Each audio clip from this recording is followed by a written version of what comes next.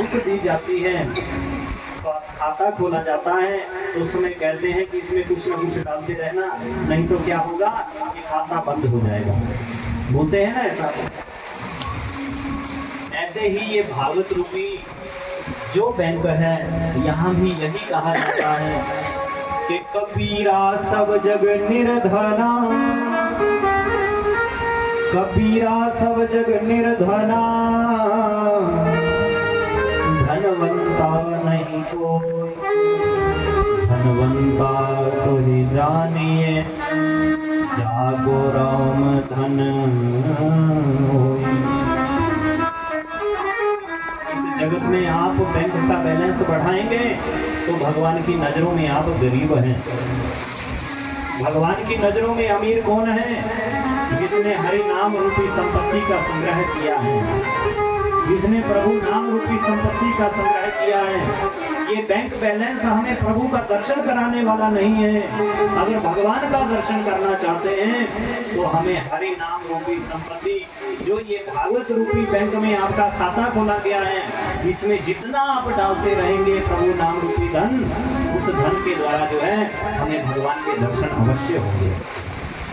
जैसे जैसे ये हरि नाम रूपी धन जो है हमारे इस अकाउंट्स में बढ़ता रहेगा, एक दिन ऐसा होगा कि जैसे जैसे इसमें बैलेंस बढ़ता जाएगा, एफडी बनेगी और ब्याज के ऊपर ब्याज जुड़ता चला जाएगा, और मेरे वो प्रभु, मेरे वो बांके बिहारी लाल स्वयं खींचे हुए चले आएंगे। जैसे ब्रजमंडल में कितनी ही गोपियों ने भाव व्यक्त किया, कितने ही भक्तों ने इस बैलेंस को बढ़ाया, इतना बैलेंस एकत्रित हुआ कि भगवान को अवतार लेना पड़ा। बोलिए बांके बिहारी लाल की। भगवान आए ब्रजमंडल पर। ये परिस्थिति तो है भक्तों की। अब देखिए भगवान की दूसरी लीला यहाँ पर प्रारंभ हो रही है। दूसरी लीला है मोक्ष लीला। कौन सी लीला है? मोक्ष लीला।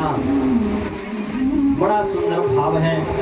गोकुल से अपने मन को ले चलिए। अब आप मथुरा में जहाँ प्रातः काल होती है,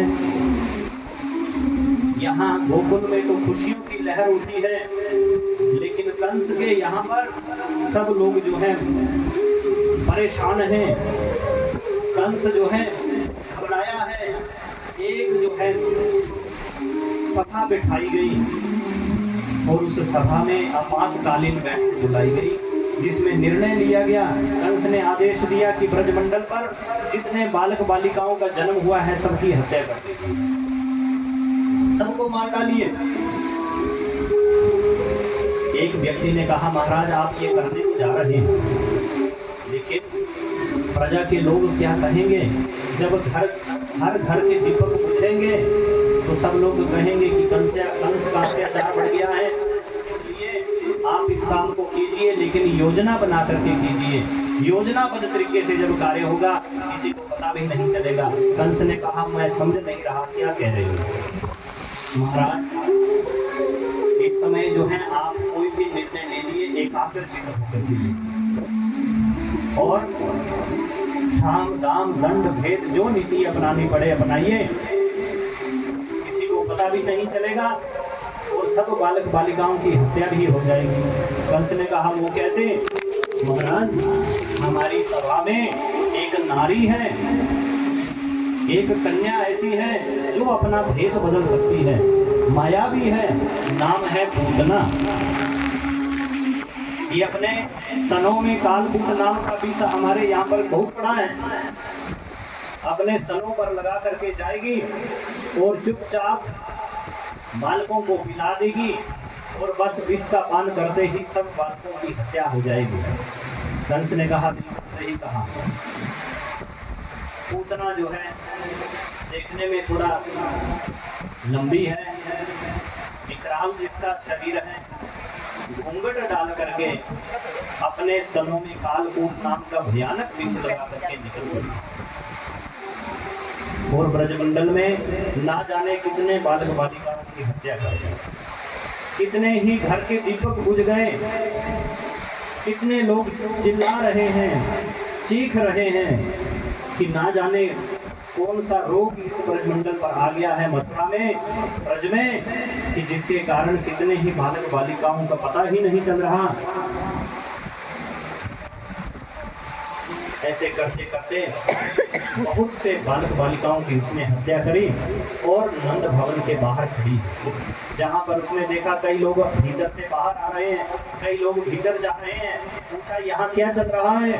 किसी ने कहा यहाँ पर नंद और यशोदा के यहाँ पर बालक हुआ, लल्ला भयो है। अब ये पूतना जो है भगवान को मारने के लिए जा रही है। जैसे ही नंद भवन के भीतर गई,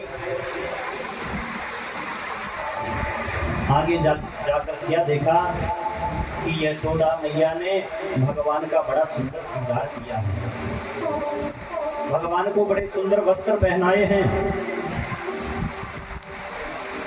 और सुंदर पलने पर झूले पर जो है भगवान को सुलाए हैं। और गोपियां जाकर के रेशम की डोर को खींच रही हैं, कन्हैया उसमें विश्राम कर रहे हैं। आज भी देखिए आप वृंदावन में जाएंगे, गए हैं, कितने लोग गए हैं वृंदावन में? काफी लोग जाकर के आए हैं, क्योंकि वृंदावन का दर्शन जरूर करना चाहिए।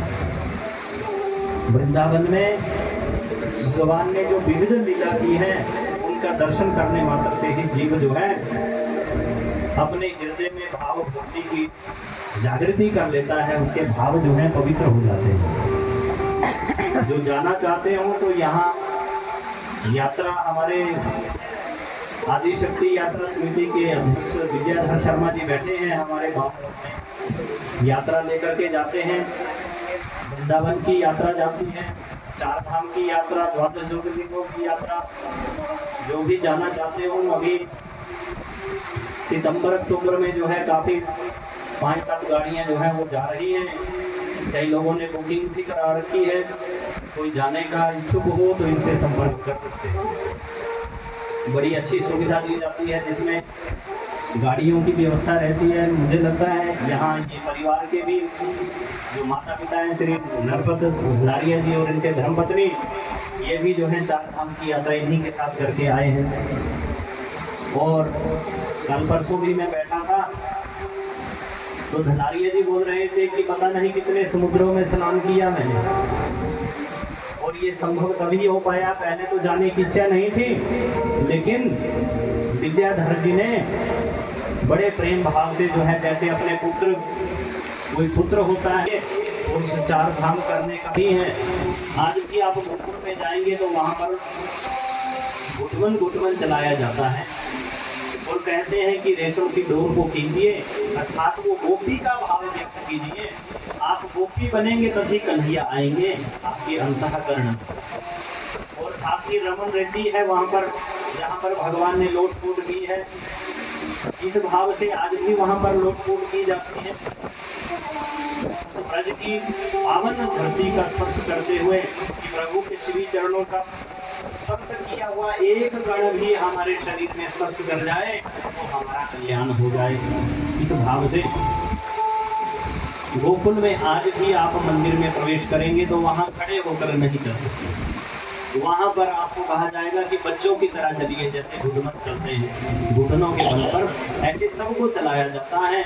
और बाद में कहते हैं कि आप रेशम की इस डोर को खींचिए पलने की, अर्थात वो भाव व्यक्त कीजिए कि प्रभु वो जो गोपियां झूले पर झुला रही हैं उसका आनंद जो है कन्हैया भी प्राप्त कर रहे हैं और यहाँ गोपियां भी उस आनंद में डूबी हैं। अब पूतना जो है इस दृश्य को देख रही थी। पूतना ने मन में विचार किया कि यहाँ मैं इस बालक की हत्या कैसे करूंगी, चारों ओर से तो गोपियां खड़ी हैं, जिस काम के लिए आई हूँ कैसे करूंगी। श्रीमद् भागवत में ऐसा वर्णन आता है कि भगवान समझ गए पूतना यहाँ पहुंच चुकी है। देखिए, जिसने भगवान का दर्शन किया और दर्शन करते ही मन में भाव बना कि पहली बार ऐसा सुंदर रूप मैंने देखा है, क्यों ना ऐसा बालक मेरे घर पर भी हो, ऐसा मेरा भी बालक हो। भगवान देखिए मन की पुकार सुनते हैं। इसलिए आप मंदिर में जाते हैं तो वहां जाकर के कोई जोर जोर से नहीं चिल्लाता, भगवान के पास जाकर के मन से कहा जाता है। होता है ना ऐसा?